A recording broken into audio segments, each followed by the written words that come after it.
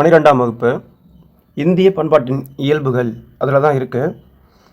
இந்திய பண்பாடு அப்படிங்கிற வரலாறு மிக முக்கியம். அதிலே 10 கேள்வி கேட்குறாங்க. சரி, கதைப்பாடல் அப்படின்னா என்ன? ஒரு கதையை அப்படியே பாடலாக படிப்பாங்க. ஒரு பாடகர் அல்லது ஒரு குழுவினர் சேர்ந்து என்ன பண்ணுவாங்க, இசையோடு சேர்த்து அந்த கதையை அப்படியே பாட்டாக படிக்கிறது தான் கதைப்பாடல்னு சொல்கிறோம்.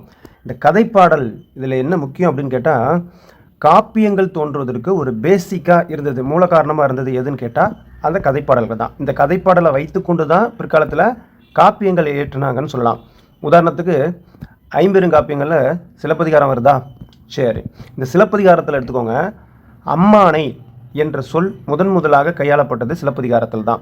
ஏன்னா அந்த கதைப்பாடலுக்கு தமிழில் என்ன பேர் வச்சுருக்காங்க அப்படின்னா அம்மானைன்னு சொல்லி பேர் வச்சுருக்காங்க.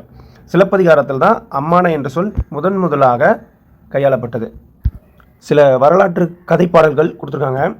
முத்துப்பட்டன் கதை, நலத்தங்கா கதை, காத்தவராயன் கதைப்பாடல், வீரபாண்டிய கட்டபொம்மன் பாடல், பஞ்சபாண்டவர் வனவாசம் போனது, கான் சாஹிபு சண்டை, சுடலை மாறன் கதை, வில்லுப்பாட்டு, சில வரலாற்று கதைகள்லாம் இருக்குது.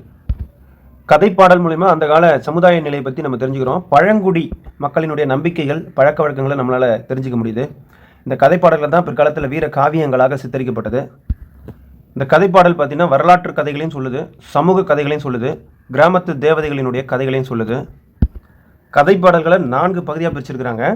ஒன்று இறைவனுக்கு வழிபாடு செய்கிறது, அதை காப்பு அல்லது வழிபாடுன்னு சொல்கிறாங்க. 2வது குரு வணக்கம், 3வதா வரலாறை பற்றி சொல்லக்கூடியது, 4வதா வாழி, அதாவது வாழ்த்துன்னு அர்த்தம்.